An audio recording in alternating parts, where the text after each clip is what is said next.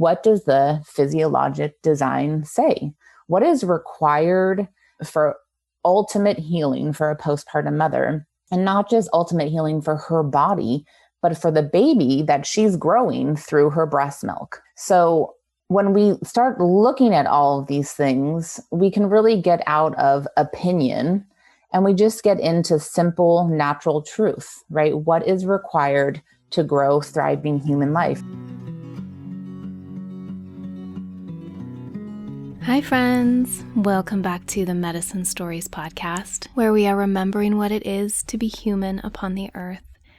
This is episode 76. I'm Amber Magnolia Hill, and today I am speaking again with Rachelle Garcia Seliga. In this interview, as in the last one, we're exploring the question, how do we support thriving life on earth through the pathway of maternal health? The last episode was episode 61, entitled Revillaging, Maternal, Cultural, and Planetary Wellness Are One. You guys loved it. It kind of went crazy on my social media, and so I'm thrilled to have Rachelle back. Our culture is really set up to fail new families and parents, and we pathologize the postpartum period, which overlooks the fact that it's our social structures that are the cause of the immense emotional and psychological pain that most postpartum mothers feel.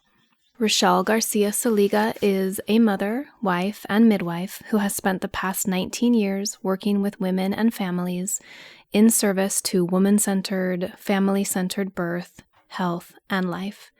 She is deeply invested in the revitalization of community living as the most important medicine of our times.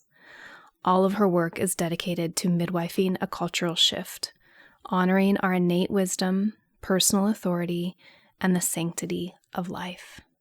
Coming up is Rachelle's Innate Postpartum Care Certification online training.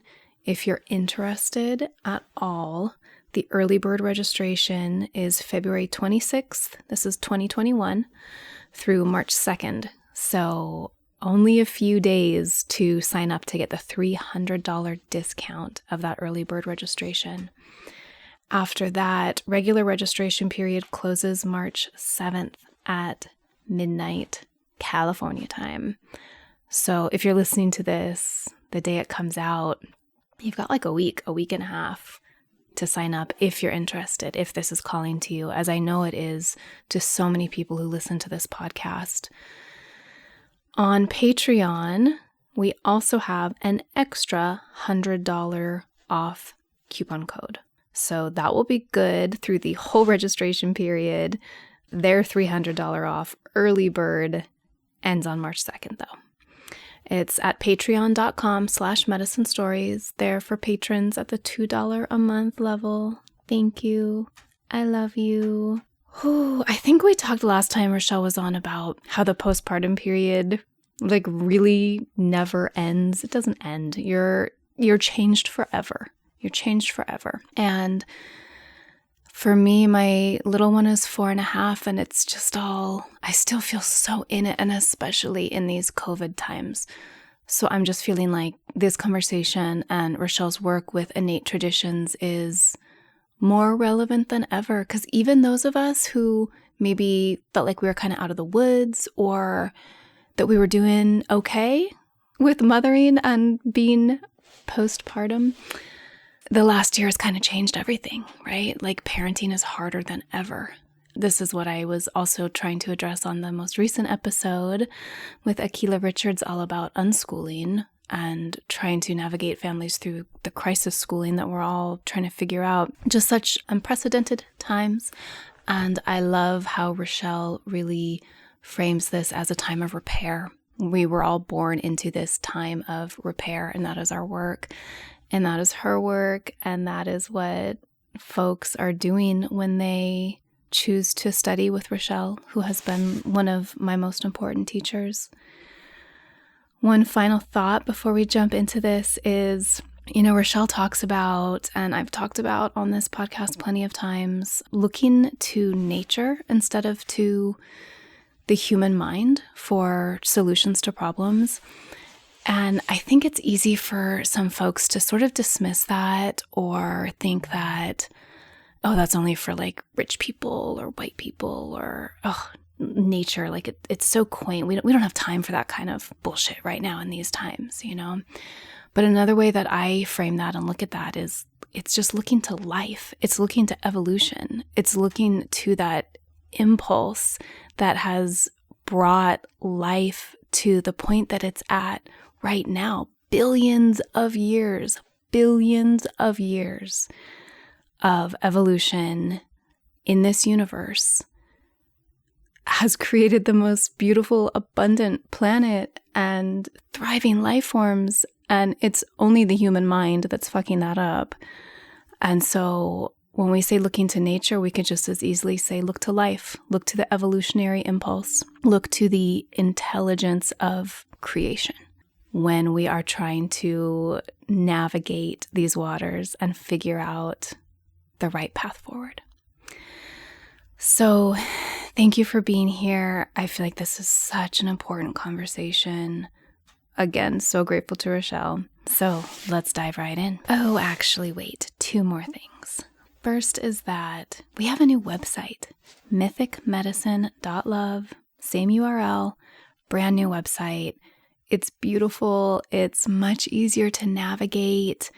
The podcast finally has a home that is worthy of it. So please do check it out. And thank you so much to Naya Amelia of Dream Speak Design for putting together my dream website, and Juniper Lindquist of Juniper Lindquist Designs for creating the incredible homepage banner. Go check out the homepage banner, you guys. Juniper also designed the logo for this podcast, and she designs our medicine labels, which are all fantastic, but somehow this banner like blows them all out of the water.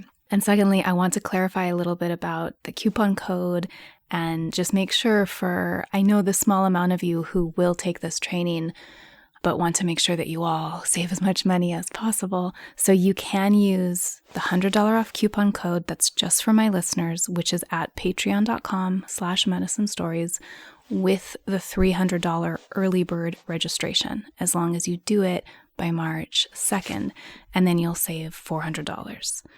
Okay, just want to make sure you got that in mind if this is calling to you at all. Okay, now let's really dive in. Hey, Rachelle. Hi, welcome back. Thanks for having me, Amber. I'm glad to be back with you again. Yeah, the last time you were on, there's like different metrics by which I can measure the success of a particular episode, and yours was by far the most like reposted in stories and posted in stories of people being like, this episode, you have to listen to Rachelle. So I've always had in mind that I would invite you back. And then a very dear friend of mine is currently doing your course and just loving it. And so I'm hearing about you all the time, and she's just like in tears telling me how amazing you are and how amazing the class is and how life-changing it's been for her. So another reason why I knew I'd have you back. Thank you for having me back. Yeah. I think, okay. Let's start with, so I actually ended up being like a 2-hour long course on physiologic baby care, which was amazing. And one of the things that really blew my mind was the social entanglement aspect of our autonomic nervous system. I did not know this at all. And this feels like something that I would know because of all the things I'm interested in and like read and learn about all the time. But this blew my mind. So can you tell us more about that? Mm-hmm. So it's the social engagement aspect of the autonomic nervous system. So there's 3 main branches. For those who are going to be listening, who are like big in the somatic therapy world, you know, I am by no means a specialist in this area, but I know enough of what I know from this aspect of maternal health. So we have 3 branches of our autonomic nervous system. And most of the time people think that we just have 2, right? The sympathetic and parasympathetic. And they always get kind of oversimplified as the sympathetic is fight or flight and the parasympathetic is rest and digest. But That's just 2 branches. And that is just talking about an aspect. And there's 3 branches and there's 2 sides to each branch. Okay. So the way that I simplify it is that we have a response when we feel safe, and we have a response when we don't feel safe, right? And so the parasympathetic branch of the nervous system, when we feel safe, it is this rest and digest. It is chilling out. It's meditating. It is, dropping in, getting grounded, all these kinds of things. Like that would be a parasympathetic branch of the autonomic nervous system response, but we have to feel safe, right? It's conditional when we feel safe. And when we don't feel safe, a parasympathetic response would be checking out, disassociation, depression, and feigning death, right? It's like the deer in the headlight, can't move, freeze kind of thing. So the same thing for the sympathetic branch, right? The sympathetic branch, absolutely. The stress response, or if we don't feel safe, is fight or flight, right? To meet the situation at hand. But when we do feel safe, the expression of that branch of the nervous system is like recreational play. Like you're playing, you are wrestling with someone, you're doing active dancing. That is also sympathetic expression of the autonomic nervous system. And then the third branch that less people know about, but is becoming more known, is the social engagement branch of the autonomic nervous system. And when we don't feel safe, that's like, if you were in a big room and you heard a really loud noise, right? The first thing you're going to do is like look at someone next to you to be like, what was that? Or you're going to grab your child close to you and be like, come here, right? So that's when we don't feel safe. That's like, when there's emergencies, like natural disasters that happen, it's like emergency teamwork.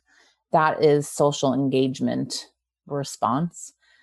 When we don't feel safe, when there's a threat, right? When we feel a danger. But then the expression of the social engagement nervous system when we do feel safe is everything really relative to eye contact, to vocal expression, to being heard, to loving touch. It's like physically, it's everything from our heart above, right? And so it's our senses and it's how we engage. So it's a mother gazing at her baby. It's when you come into the presence of someone you love and you look at them in the eyes and you see their facial expressions, right? That's another really important thing of the social engagement system is all of the facial expressions we make.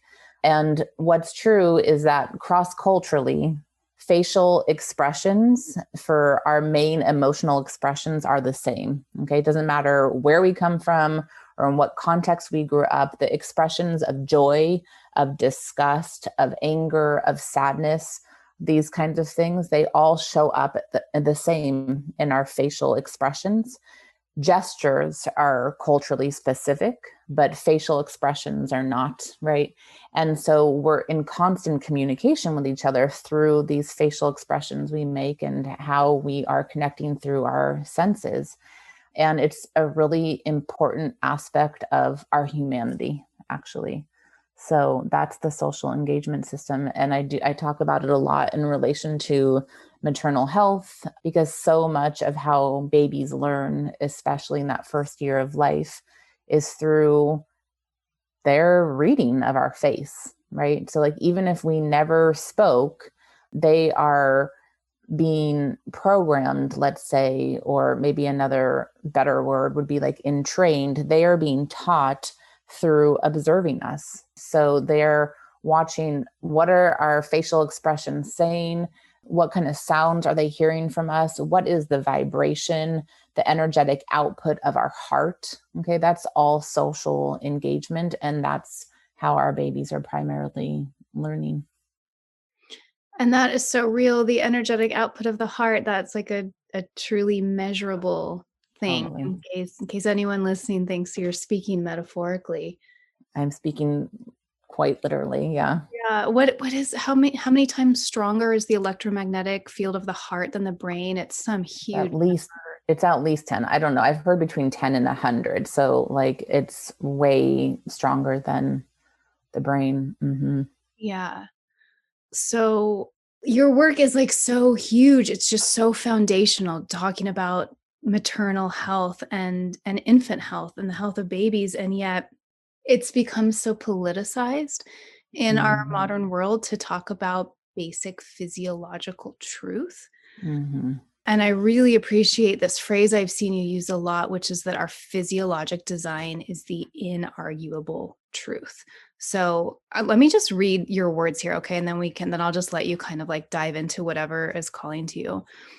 A postpartum mother feels sleep deprived, but she/we are unwilling to face the physiologic truth that in order for her to sleep well, community support is required. A postpartum mother feels rageful, but we are unwilling to face the physiologic truth that growing human life on the inside and outside of our body requires specific nutrient intake that is animal based. A postpartum mother feels depressed, but we are unwilling to face the physiologic truth that interruption in the process of labor and birth has consequences. A postpartum mother feels her uterus prolapsing into her vagina, but we are unwilling to face the physiologic truth that an extended resting period is essential for birth. May we get out of our morality and into the physiologic truth of our bodies. What our human bodies require to thrive on is not opinion, it is physiologic truth. What postpartum mothers need to both survive and thrive is rooted in their physiologic design.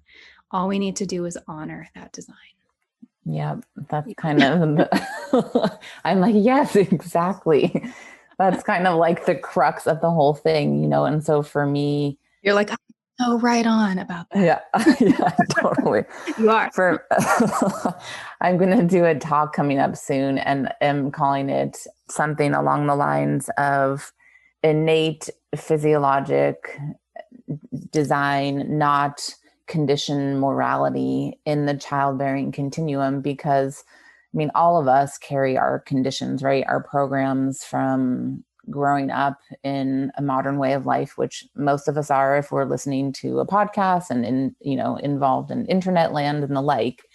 And so much of what we have learned from school, from the collective, from our families, from our cultures is not based in truth.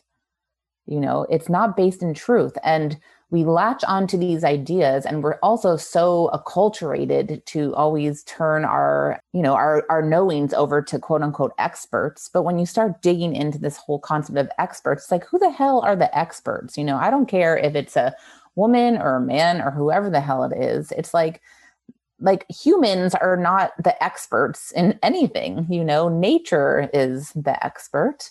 And so if we just turn our attention to nature and look at nature as our ultimate teacher, it's really quite simple, And so, yeah, like all of that you read, I'm like, yes, exactly, And the part that I come back to often is food, which I know is like a big touchy subject in the world of many people, and I always talk about this when I'm teaching my class. Like, I did not ever used to touch the topic of food in my 20s when I was doing midwifery, because everyone was like so uptight and so much dogma with their food. And I was like, I don't know, I'm not going to even go there, And I saw women giving birth who lived on McDonald's and Coca-Cola, and women giving birth who lived on street tacos. And I was like, well, guess it doesn't really matter because the babies all look okay and birth is going good. So I'm not going to touch food with a 10-foot pole. But as I got into developing innate postpartum care, I'm like, I really need to touch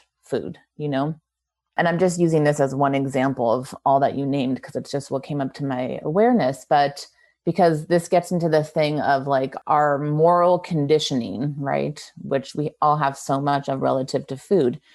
But I'll see things going around the internet as memes or as posts, or even as like products that women are now putting out. It's like postpartum balls, okay, like energy balls. And these energy balls are made with like coconut oil and raw nuts and all of these things that someone has an idea that would be a great thing for a postpartum mother. But what the hell is that idea based in? Okay. Or, you'll see pictures floating around the internet of like this postpartum mom being served this big spread of food in bed. So I'm like, okay, this is good. The collective's moving in the right direction. Feed the postpartum mother in bed. Yes, touche. But she has like these plates of salad and fresh fruit. And I'm like, what is that based in? Everyone has these ideas of what they think appropriate food is for the postpartum mother, but based in what is that, right?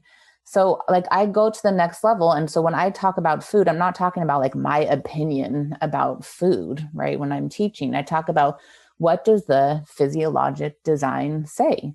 What is required for ultimate healing for a postpartum mother? And not just ultimate healing for her body, but for the baby that she's growing through her breast milk. So when we start looking at all of these things, we can really get out of opinion and we just get into simple, natural truth, right? What is required to grow thriving human life? And when it's relative to the food conversation, specifically in the childbearing continuum, right? Because we need to eat differently depending on the stage of life that we're in, like what we need to eat when we're growing human life, whether inside of our body or outside of our body through our breast milk, is not the same thing that we need to eat as like a postmenopausal woman, for example, right? But just in that little period of time, we need to eat food that's going to help heal our bodies after giving birth. We need to eat food that's helping our bodies shift from gestation to lactation. We need to eat food that is helping to build up our iron stores after giving birth. We need to eat enough fats and food, the appropriate food that are going to give to our baby what they need, because quality of breast milk is not the same. It's contingent upon what we put in our bodies. And then we have to look at what is the purpose of the breast milk that our baby is receiving, right? And when you look at all of those things, it really is just a design. It's not opinion. It's like, how do we grow the facial bones optimally of a baby so that that baby can be a nose breather and not a mouth breather for the whole of their life. And that is really contingent largely upon what mother's intake of food is, right? So anyways, that's how I approach all these things. It's really that we have to have the capacity to get out of our conditioned morality, question our own programming as to where are we getting this information from in the first place, and don't look to a human to give us information, but look to nature in terms of what nature's design is to grow thriving human life for many generations out. Not that this is what, people I know have done for the last year and therefore must be good. Okay. But look at the people who have grown and birthed thriving life for many, many, many generations. And then we're going to have some insight into what actually works for healthy human development, Yeah. The people who have done that for many generations, such as like all of our ancestors until very, very recently. Mm-hmm. Yeah, exactly. I don't know if you know my story of being a vegan during my first pregnancy and birth 14 and a half years ago.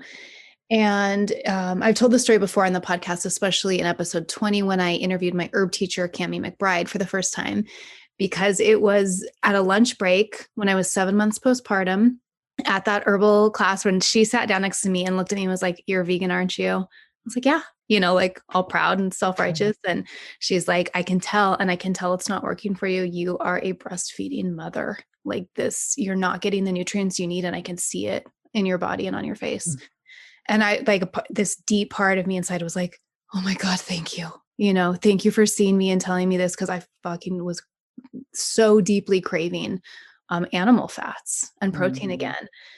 And I made a huge 180. That's when I found like traditional nutrition, and it made such a difference. I was so rail thin at that time and exhausted and just not doing very well. And it was really hard for me to change my dogma around that. It was really hard, but oh my gosh, like I'm so grateful that I did. And I love that you don't shy away from this topic. I have a friend, another herb teacher, who's also been on the podcast before, and she does an amazing like year-long herbal apprenticeship. And she doesn't even let people in if they're vegan unless they're willing to like listen and probably change, because she's like, "I'm sorry, it literally doesn't work for your like physiologic design. And if you're going to step up and be the human that you were meant to be and like fulfill the destiny that brought you here, that all your ancestors lived to bring you here, then you have to like be nourishing yourself in the way that you're meant to be nourished. Mm-hmm. Totally. Yeah. And, I don't think there's like a one size fit all thing for anybody, but I do know that when I'm like narrow in the conversation for the childbearing continuum, it's like in the same way that all women, no matter what culture they come from, no matter what place on earth their ancestors come from, all women need the same kind of care in the postpartum time, right? There's a physiologic design to that. And there's a physiologic design in terms of what kind of input does a pregnant mother need to optimally grow her baby in the womb, right? And birth her baby and do all of this without depleting herself, right? Because the design is that our bodies will always put everything to our babies first. That's the design. Our babies are our seeds, right? Like a plant. And so this life wants to continue. It's like the prayer of the continuation of life. And so all of our energy will go to the baby.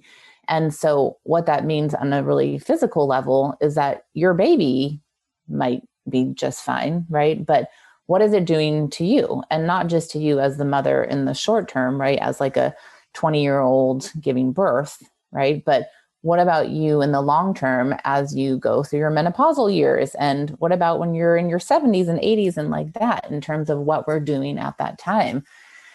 And so that's how I think about it. My husband, he's the fifth baby that his mom had. He was the last child his mom had. And he was born in her early 30s. And after he was born, she lost all of her teeth because our body will work like that. It's like you don't have enough calcium mineral input from your food. So then our body is going to suck it out of our own bones, right? To give it to our babies to grow them. And a big thing that we talk about in my training is, and I don't know why this is not just said in this kind of language. I always do this. So anyone who listens to this, who has taken my class, they're just going to laugh because I say it like this in class, and I say it like this on purpose because no one will forget it. But our babies grow their brains in utero through our brain. Like they literally suck off fat from our brain to grow their brain. So they're siphoning off our brain when they're in our wombs. So it's like, this is a sound effect I do so that people don't get it. The omega-3 fatty acids, right, as DHA and EPA, go from our brains to our babies.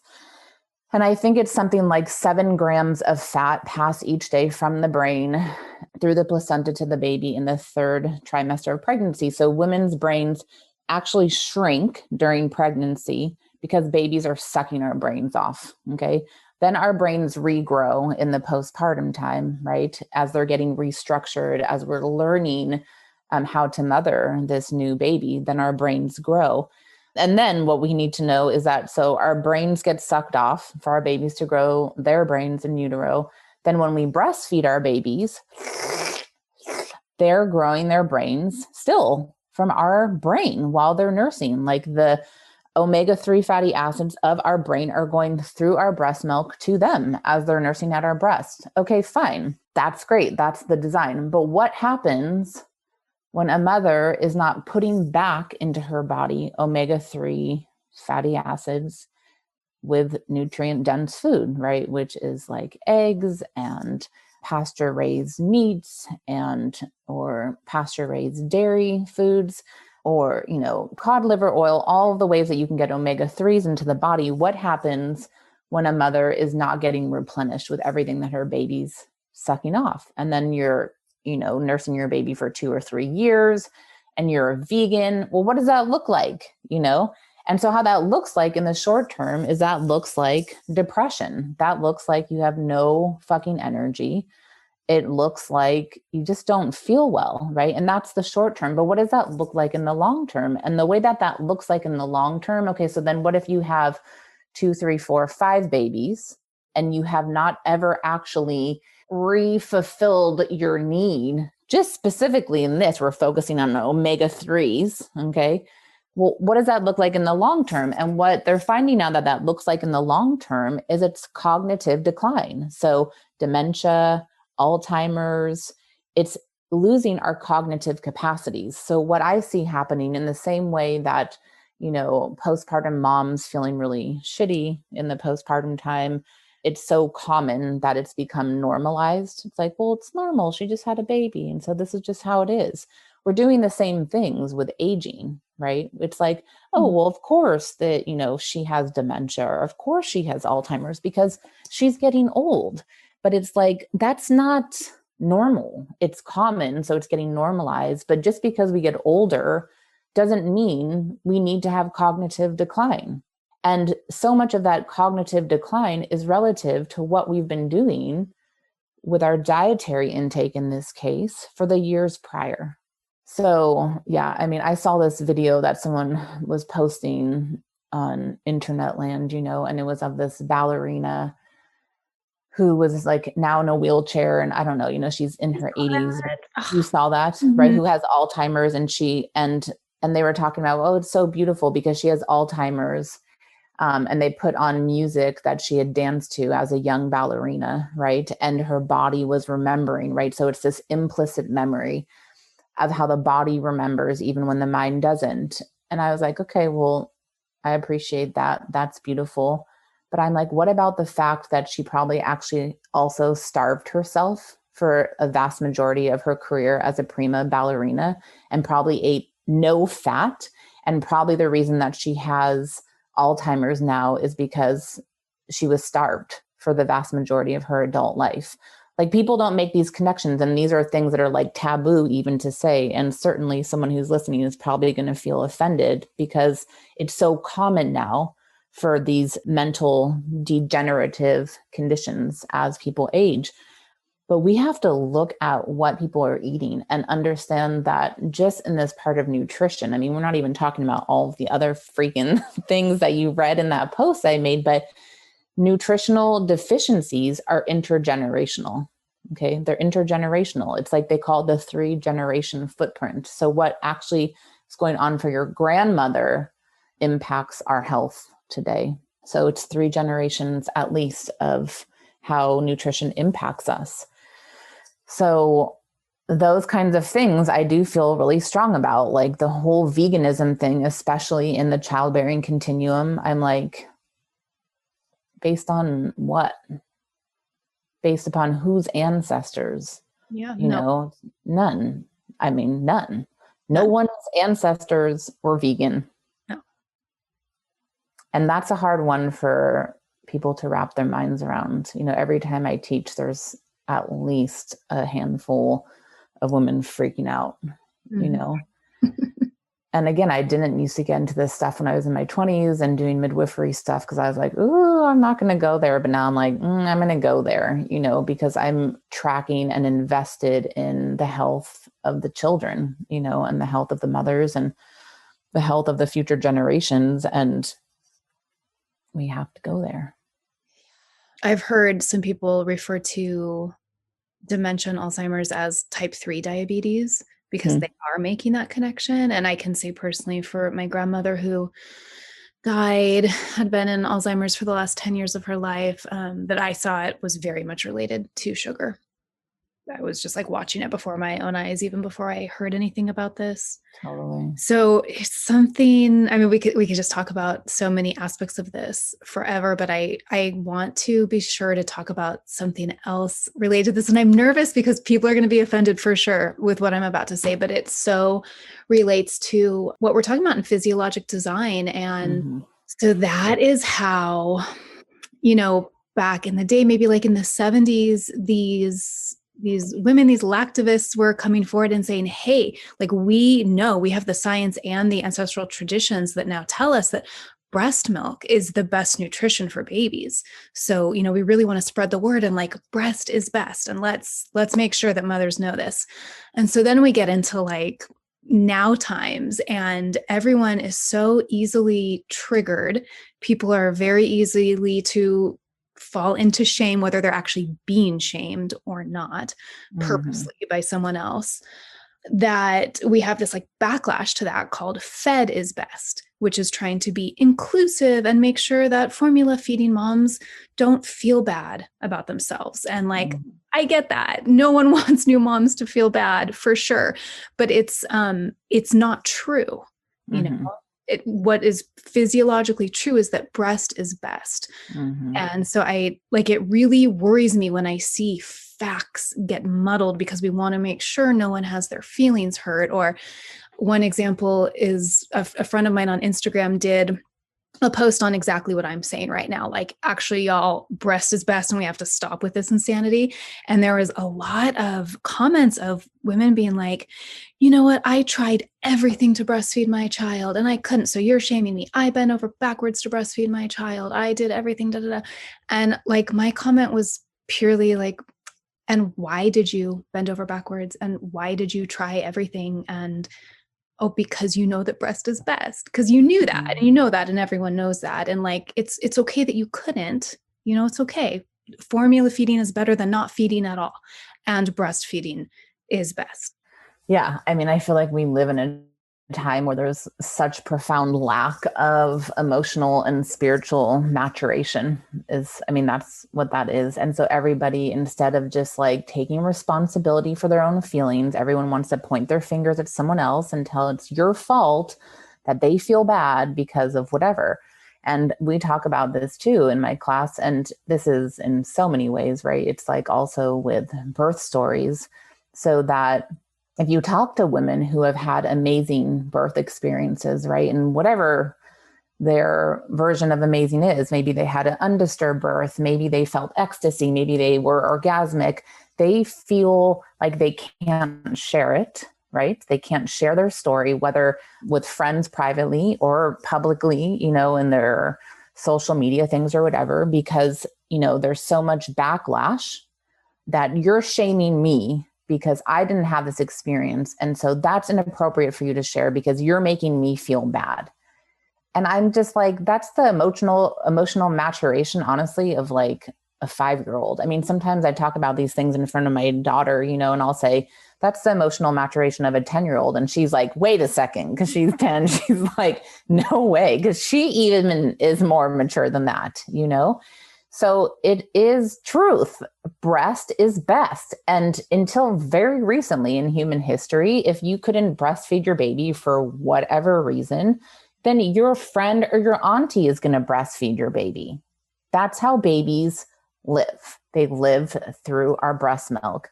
So all of this stuff with formulating these conversations and the difficulty to breastfeed and stuff, it's like, I get the feelings, right? I mean, our feelings are real and our feelings are valid. Like, okay, you did want to breastfeed and you couldn't, or you did want to have a certain kind of birth and it didn't go like that. I mean, however we feel about that, that's real and that's valid. And it's important that we honor that. And it's important that we process that, but that doesn't negate physiologic truth. And truth is truth is truth is truth.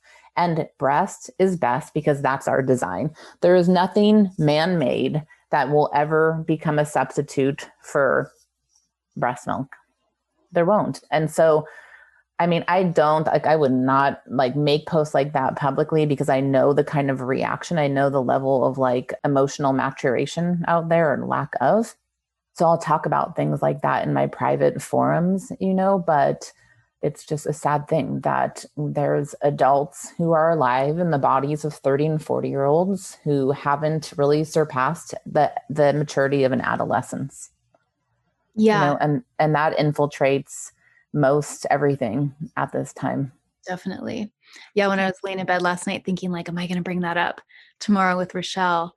I had the same thought. I'm like, it's just so emotionally immature to not be able to separate that statement from your own feeling and reaction of being shamed and being victimized, which like it just seems like most people just love to feel shamed and victimized today on the internet, at least.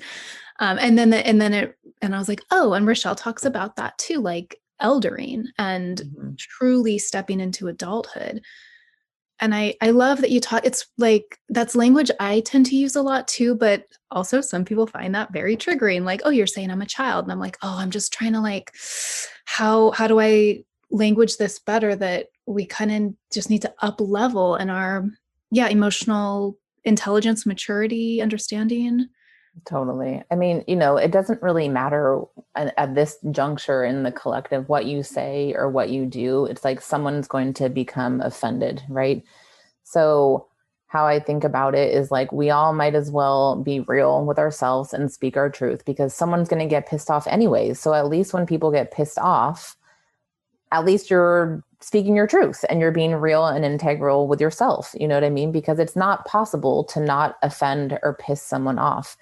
And I just really see it that there's a lot of, it's like, it's spiritual sickness is how I think about it. So yes, like emotional and spiritual lack of maturity, but foundationally it's spiritual sickness because we all should be maturing in our emotionality, in our mental capacity, in our spiritual capacity as our physical body grows, right? That's normal like trajectory of life. And where we're not, that's our work to do, right? So again, it's not that something's wrong with someone. I mean, this is happening because many of us lack parents, lack mentors, lack role models to usher us through this. But as these things come into our conscious awareness, then it's our responsibility to take care of. And so the really simple way to know is like whatever it is that triggers us, it's not about that person, it's about us. Like I can't be triggered if I don't have something to work on. So, what's going to be triggering for me may not be triggering for you. And it's going to be triggering for me because that's my shit to work on. In the same way, something may trigger you and it's like nothing for me, right? So I just look at it, whatever I'm getting triggered by someone else, I have work to do with that. I look at that, I'm like, oh, wow, okay. And if someone's getting triggered by something I say, what is it that they have to look at, And that's taking responsibility for ourselves. That's self-responsibility. That's getting out of projection. That's getting out of victimization. And it's dealing with our own shit so that we can grow up. And I know it sounds harsh, and it is kind of harsh, but it's also just how it is. Yeah. Yeah. Growing into maturity is challenging. Yeah. And I think, just what you said, it's like, there is also this like, collective cultural addiction to pain and suffering. It's like glorification of our suffering, instead of joy. It's like how many people actually know how to orient towards joy and how to feel joy and feel good. And, when you start getting into this and we start just tracking our own patterns of seeing things, it's like we're all acculturated in the modern world to see things always through a negative lens. To be able to see things through a positive lens is not what this collective way of life is about, right? So that's also the work. And so many people who actually feel good and feel joyful feel bad or feel guilty to feel good or to feel joyful, because it's like, who am I to feel good when all of this shit is going on? And it's like, who are we not to? Like, if anything is going to shift the current trajectory of this planet, is for all of us to feel good and to be in our joy. It's not going to be through all of us feeling shitty, surely, it's about getting into our joy. And I think that we have to check ourselves in that, like I'm on break right now from teaching, and in the past month, I've just had to check in with myself because I have a lot of work, like a lot.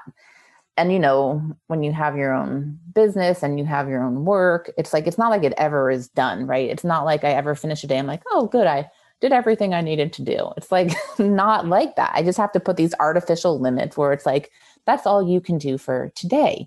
But it's this drive of like, there's more and there's more and there's more. And I have to stop. And I'm stopping right now. This is my time off, and be like, why am I doing this? Why am I doing everything I'm doing? Am I martyring myself for the cause? It's like, I'm going to sacrifice myself at the altar of the cause.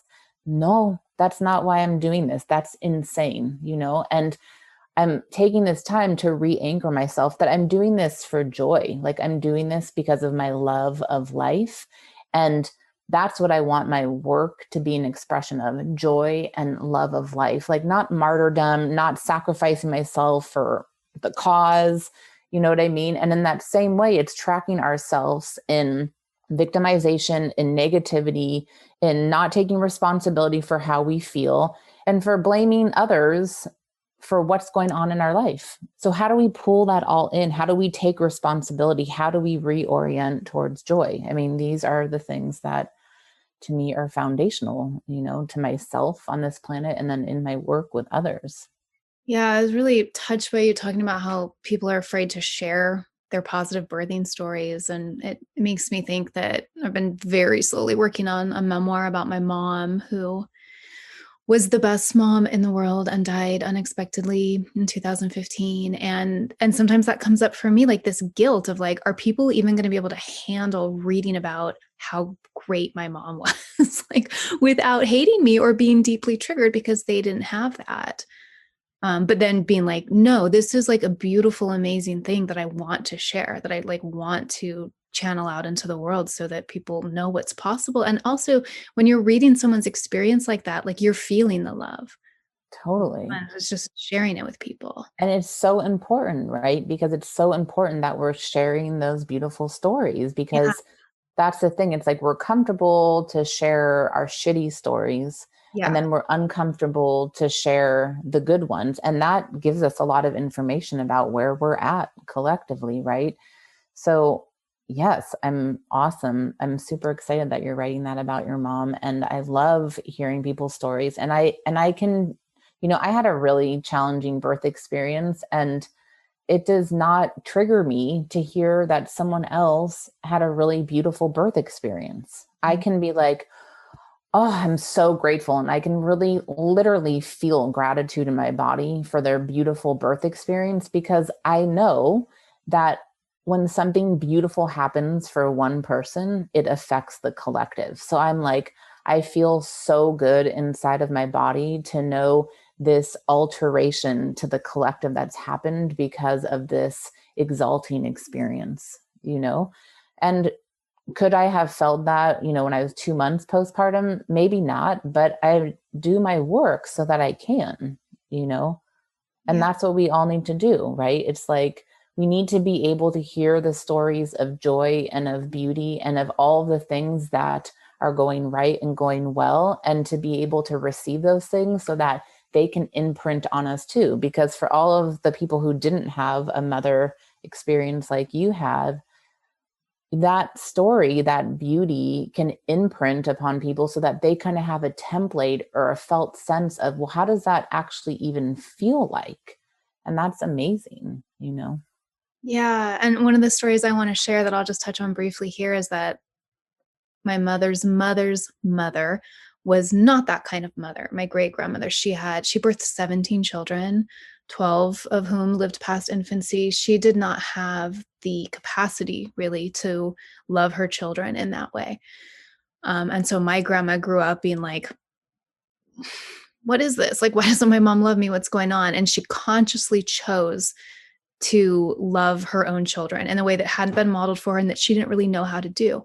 But she was just like, well, I'm changing this story and I'm going to do it. And because she did that and she raised my mom just became this pure being of love. And now I'm passing that on to my daughters. Mm-hmm. And so, yeah. Totally. Yeah, it's beautiful. So, the one thing we keep touching on here is community and how interrelated we all are. And even going back to, for the women who did need to formula feed, who might still be in guilt about that, or just, knowing it wasn't ideal. I love how you brought up that their babies would have received breast milk in the past if we were living in a communal society still the way we are meant to do. And so even though someone might be triggered initially by a lot of the things that we're talking about today, truly it's not their fault. It is like society's fault. It's the way everything is set up. And can I read your words again? Okay. I'm like, what did I say? No, this is so good. It's about the terrain, because I mean, this just, really helped me immediately like place all of these things in a metaphor that really works for me. So our environment, our terrain is what shapes us, builds us, creates us. My approach to postpartum care, maternal health is exactly this. The problem is not the mothers. The postpartum anxiety, the postpartum depression, the postpartum rage, these are the symptoms. The problem is the terrain, the environment of the mothers. And the environment, which is the lack of community and lack of support, is toxic for mothers. When the terrain is tended in a nurturing way, the symptomatic expression of pathology disappears in the mothers. Likewise, when children have bad behavior, it is incoherent to focus on the child's bad behavior without taking into context the environment of that child. Are the parents arguing? Is the child overwhelmed? How is the child's sleep and diet? What is going on in that child's terrain? When it comes to health or ill health within our bodies, this too is contingent upon our terrain. The terrain of our bodies is relative to the kind of food we eat, the kind of water we drink, the chemicals we're exposed to. Yes, it is also relative to our past, unhealed traumas, our felt sense of safety, our belief systems about life, our sense of belonging, and our social support. Ooh, our terrain is everything when it comes to our health. It is not just about what bacteria or viruses we are exposed to. My prayer for us all at this time and from this time forward is that we create life-exalting environments for ourselves in remembrance that we are our environment, we are our terrain. Are you like, yeah. Yeah. Yeah. Yeah, me too. Yeah. Exactly. So that's just so validating and normalizing. Mm-hmm.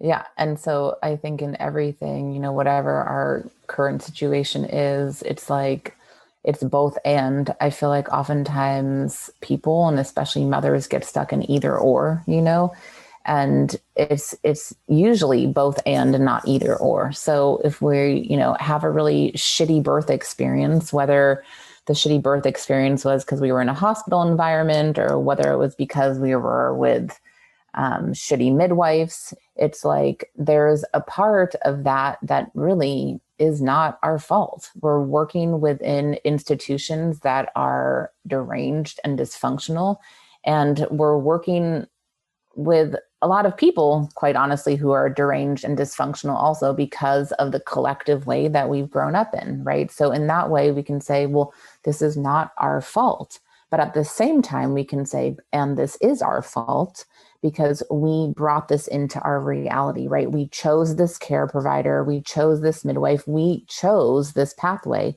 So it's both and. And I think it's important for us to not lose sight of either. It's like, how are we victim to a system that doesn't respect life? And how are we complicit in the choices that we're making? So it's taking responsibility for our lives. And at the same time, understanding that we are working and we are living in a time of repair, So whether we're talking about working with individuals who are not meeting us in the way that we need to be met, or working within institutions that are not meeting us in the way that we need to be met. It's like there's a way that we can take up responsibility for our choices and a way that we don't. So it's both and not either or. And I feel like that's important, especially for mothers who are listening, postpartum mothers in this really sensitive time frame of life, especially to understand that. I love that framework so much. I try to keep that in mind all the time, the both and.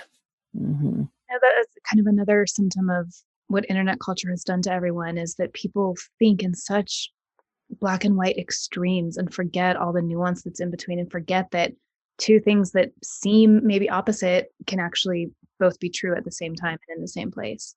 Yeah, that's quite insane. So my friend who is doing your course, she's been trying to get pregnant for years, and she did recently get pregnant. And she said that told our group. Yeah, and that you said like that actually happens a lot for women who are taking this class. I love Totally. There's always like whether I teach online or if I teach in person, there is something in the alchemy of women coming together that many women end up pregnant. And I learned this for myself too, actually. Like the first time I was ever pregnant was in this group of women, and there's just like, it's fertile grounds. Women come together and create fertile grounds. So if you're wanting to get pregnant, it's a great time. And if you're not wanting to get pregnant, then it's a great time to be aware of that as well,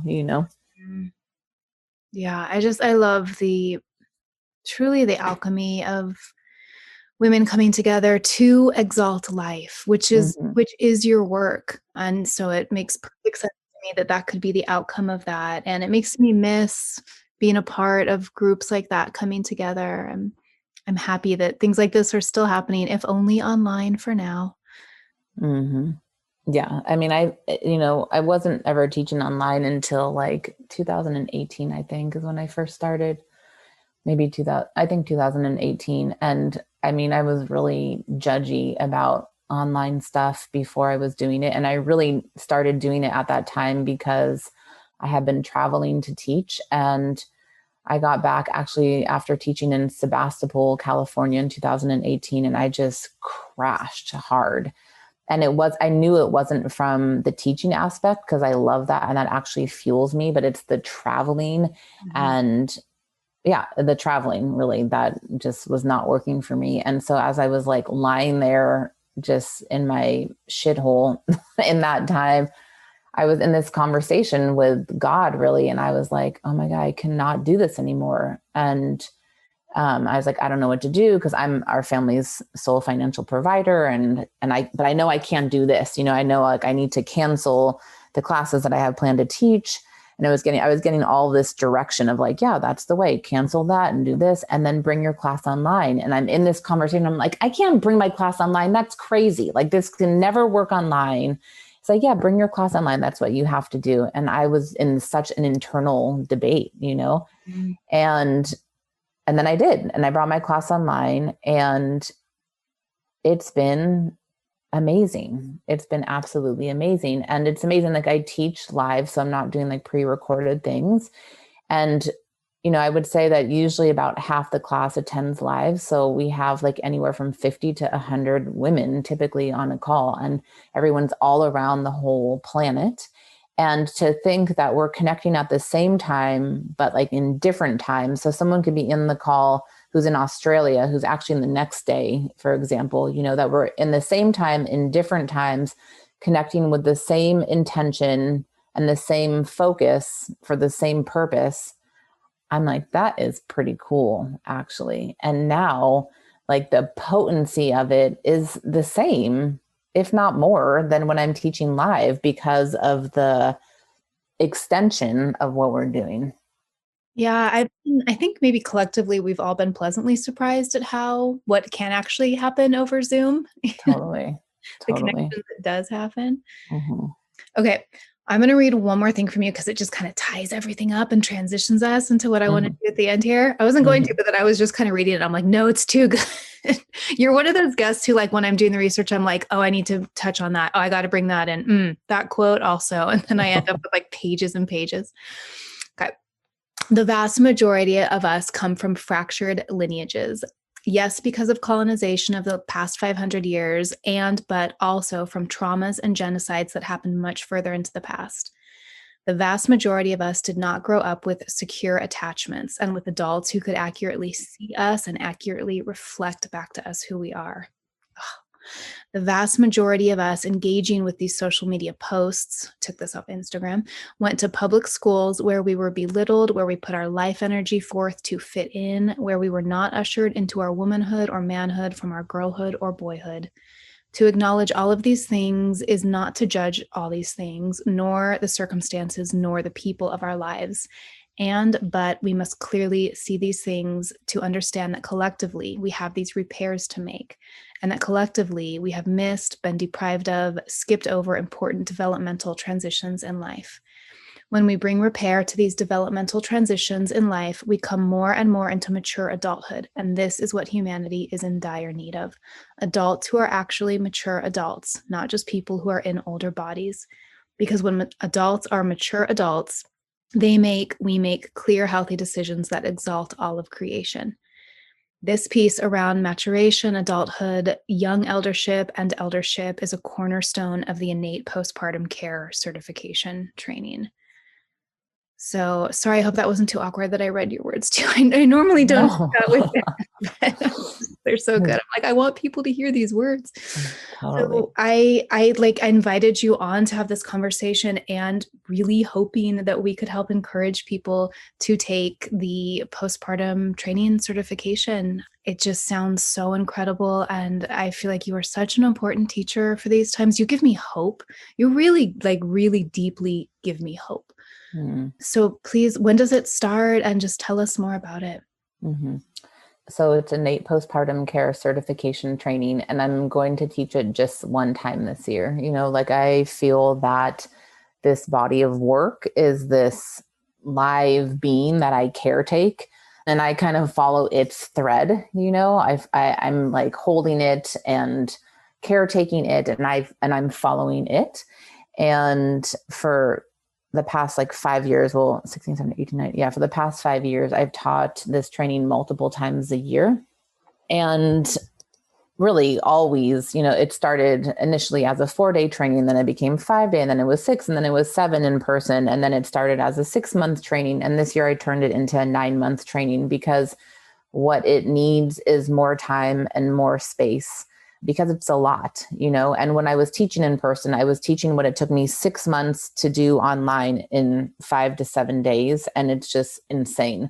And so I want to create more space with it because it is so important. And really what it is, it's a maternal healthcare training, right? That I created initially as a secondary training for birth and healthcare professionals, because unless people are coming into caretaking positions from a traditional medicine route, right? Like traditional Chinese medicine or traditional Ayurvedic medicine or traditional Mexican medicine, like a traditional medicine route will have a focus on postpartum wellness.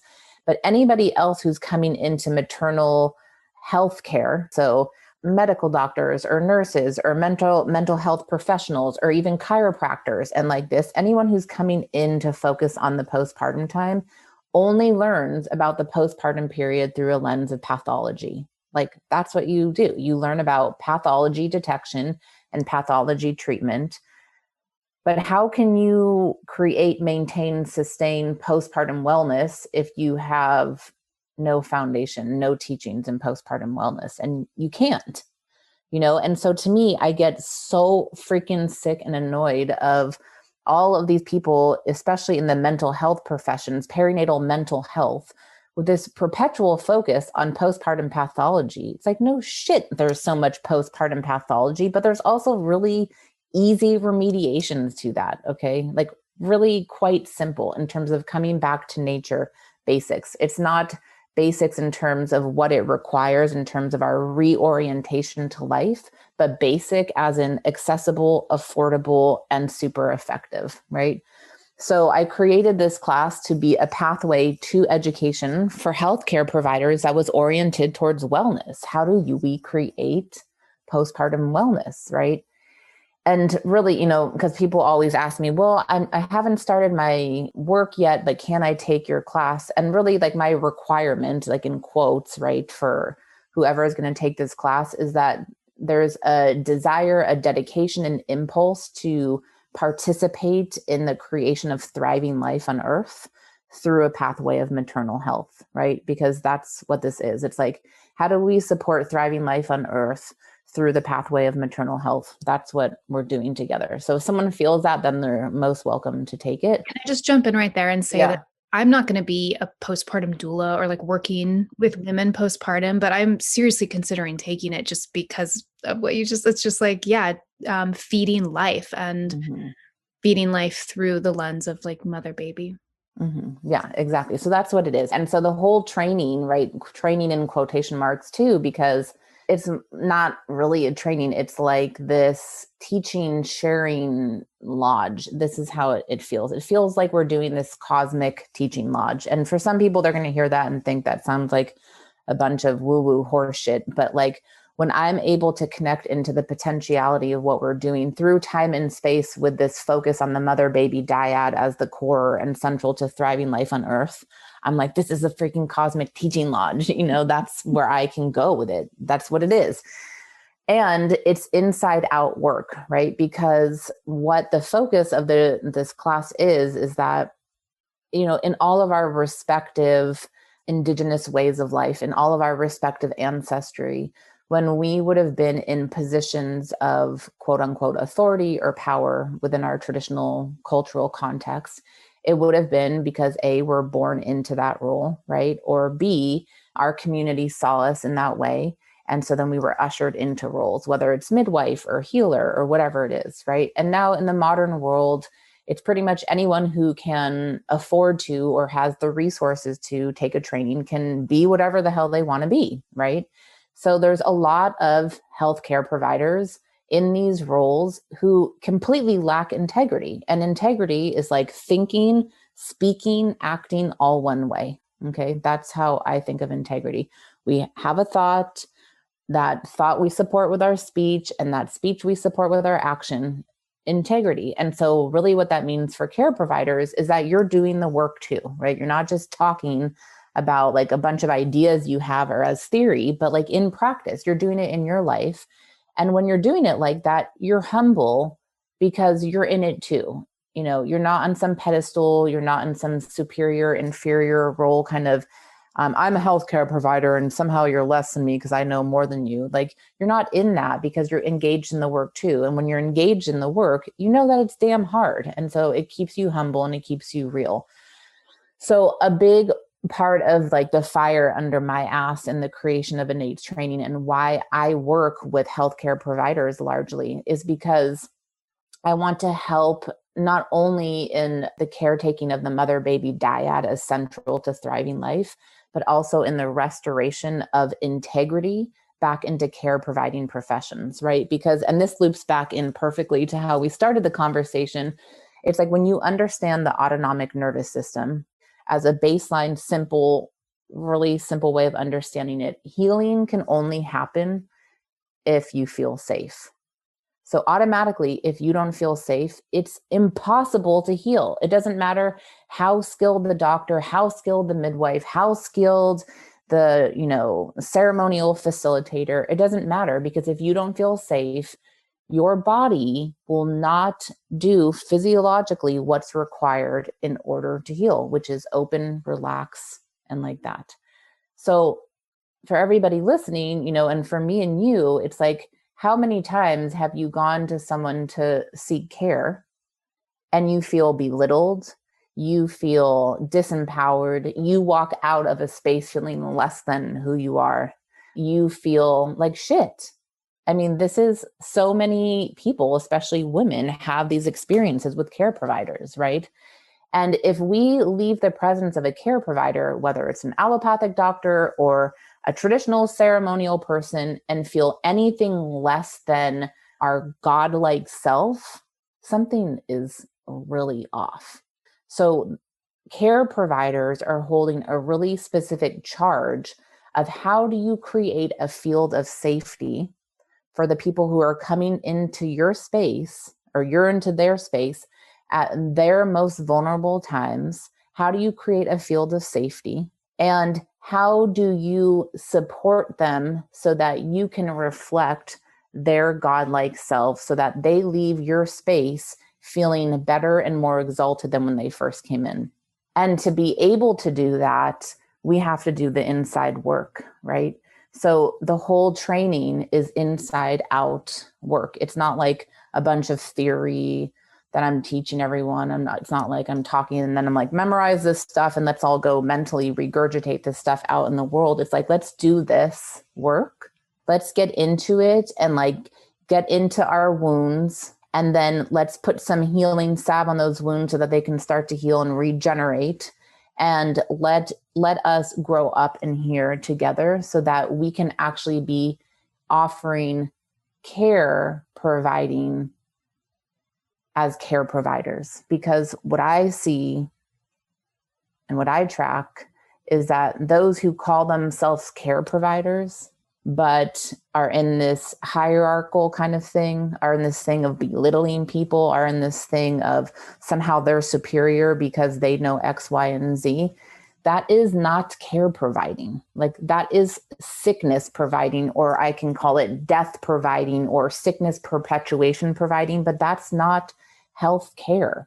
Health care is that you're caring for the health and wellness of someone so that you're supporting them to evolve.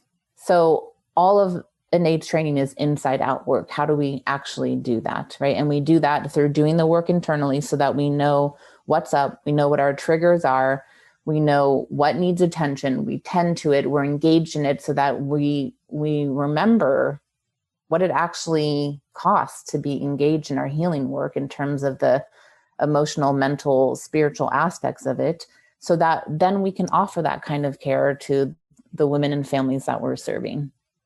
Because truly, there is no better tool, no better skill we can have than how do we create a field of safety? Because if someone feels safe in your presence and you can accurately see them and accurately reflect back to them who they are, that is the foundation for healing. And healing happens. That sounds amazing. And you get to do it all in community. Yes. So we start March 17th and we're going to go through in December. So it's going to be a 9-month training. It's like a gestational period. And I'm really excited because I'm going to bring in guest teachers this year. I've done a little bit of that in the past, but I just haven't had a lot of time, like spaciousness, but now I do. So I'm going to bring in guest teachers to share, and we just have more time and more space to like really get into things together. Nice. And is it a once a week call? Once a week on Wednesdays. And so it will be, most Wednesdays we'll have, a Wednesday break here and there throughout the 9 months. And they're all live, and classes are between 2 to 3 hours. And then it's all videoed, right, and stored in our online platform. And then we do co-counseling partnerships in Innate's training. And we also do mentorship calls, and there's also questions and answer session. And then also like a community forum. So most women who take the training feel like they're really held by the community. Yeah, I know that's been my friend's experience. And actually, I'm wondering if I might ask for your help with something, ask for your advice on something, because my friend, I know, asked this on my behalf, but kept me anonymous in your forum, and you responded, but it just popped into my mind again that I think this could help a lot of moms out there right now.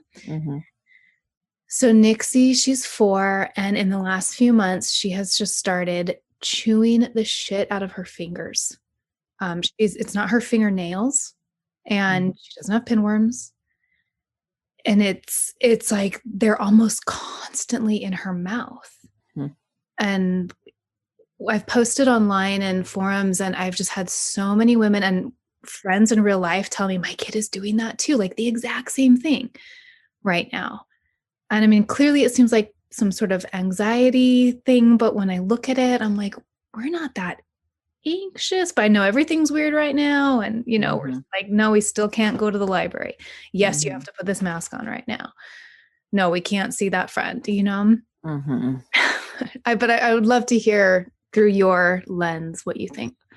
Totally. I mean, I just think about like, if that were my daughter, what would I think? And like, what would I do? And the first thing I think of that I would do is, I have a dear friend who's an elder midwife and a homeopathist. And I would probably turn to homeopathy for that, because especially if you've heard that a lot of children are doing that now, I feel like they're probably picking up on stuff in the collective. And I would turn to homeopathy. Homeopathy has been so effective for my family and I. Last January, one morning, our daughter woke up and, she had gone to bed fine. She woke up one morning and she didn't feel well, it was clear, maybe she had like kind of a fever. I was like, okay, we're going to hang out. We'll chill out today. And then she was like, I can't move my legs, she says. Right. And I was like, what? And so then I got, I'm fine with fevers and, whatever, but I was like, what? And she's like, I can't move my legs, Mom. So then I start tripping out, I'm like, start repertorizing all these horrible diseases that could make her not be able to feel her legs. And I was like, is it spinal meningitis? I start going to this whole thing. So I call this friend of mine, the homeopathist, and I'm just like, oh my God. And, and she's helping me too, to like rule out all possible emergency things. Like, do I actually need to bring her to the emergency room? And then, we were working through things and we're like, okay, no. And then she says to me, how are you and Juan doing? Me and my husband, And I was like, the hell does that have to do with anything? I'm like, I'm in this crisis with my daughter. Anyways, what came out of it, the short of the long, was like me and my husband had not been good, and, when you have kids, it's like time can just keep going on, and it's not like high impact bad. It's like low grade bad, and we had been in like a low grade bad for a lot of weeks, And so through the conversation, essentially me and my husband got on a homeopathic remedy, not my daughter. Okay. And by the time it turned into like, I had a consultation with her and then he had a consultation with her. And by the time we were done just having the consultation with her and hashing all of that out, and that, she's going to put our remedies in the mail. We haven't even started taking our remedies. Then our daughter was fine and could get up and move her legs then, Wow. Yeah. So they're so little. They pick up on things in the environment, like our home environments and the outside environment. And for me, I know not everybody resonates with homeopathy, but for stuff that we've had to deal with in our family, it really works, And so that's the first place I would turn when I hear that. Mm-hmm. Yeah, totally. Thank you. We've had some amazing experiences with homeopathy as well. And that's reminding me that we did have like a consultation, and we have a constitutional remedy for Nixie, which has always been amazing. Like worked immediately if she's having sleep problems or anything. So thank you. Let me circle back. So the first like week or so that this podcast is out, there's going to be a $300 discount for your course. And then we're also going to be giving a $100 coupon. So there's early bird special, for the first week that registration opens. So registration is set to open February 26th, and it's a $300 discount off of, the regular price. And then I'm going to leave it to you. We're going to send you a coupon code, Amber. And I was thinking you would put it for your Patreon listeners, however you're going to do that. So those who listen to the podcast will get that from you. Okay. Yeah. Thank you so much. I just love being a part of getting more people to learn from you. Oh, just thank you so much, Rachelle. I really can't put into words how much I value you. Thank you. Yeah. Thank you for all your work. Yeah. For all the mamas, all the babies, all the humans out there, just trying to. I like how you frame it as doing the repair work. We're in the time of repair. Yeah, it's not easy, but we're here. So let's keep moving forward together. Yes. Hey, so a little spontaneous surprise outro here. First of all, of course, the link to learn more about the training is in the show notes. Second of all, if you at all were intrigued or picked up on, because you have a personal connection to mouth breathing versus nose breathing, or anyone in your life does, I highly recommend the book Breath by James Nestor. It is a yellow cover. It's very easy to remember the title, Breath. It blew my mind. I might invite him on the podcast. I just don't have enough time at all for like 90% of the people I would like to speak to on this show. But I couldn't put that book down. We all breathe. So I just feel like everyone would be vitally interested in it. To me, it's like almost the same level as water or maternal health, just basic human shit. So that's a great book, but really, especially if you have like a mouth breather in your life, it is so fascinating, the difference in health between mouth and nose breathers. And you can change it if you're a mouth breather or someone you know is. And Rachelle brought that up because it's different for a baby nursing at a breast versus drinking from a bottle as far as how the bones of the face develop. And so, of course, not every bottle-fed baby is going to become a mouth breather, but it is more common. And so that's why that got brought up, in case you had no idea where that came from. And on that note, I just wanted to touch one more time on the formula feeding, breastfeeding conversation and say that these lactivists in the 70s were reacting against formula companies' aggressive marketing campaigns. And for decades, they had been telling women that the formula is actually superior to your breast milk. Like, your breast milk is kind of gross and breastfeeding is like super gross and inappropriate. And come on, join the industrial age. Like, wake up and be a modern woman and put your breasts away and stop feeding your babies what they have been evolutionarily designed to eat. So it was brave of them to do that, and it was radical, and they were speaking the truth. And that's one of the reasons it just like weirds me out so much to see the tide turn against that physiological truth.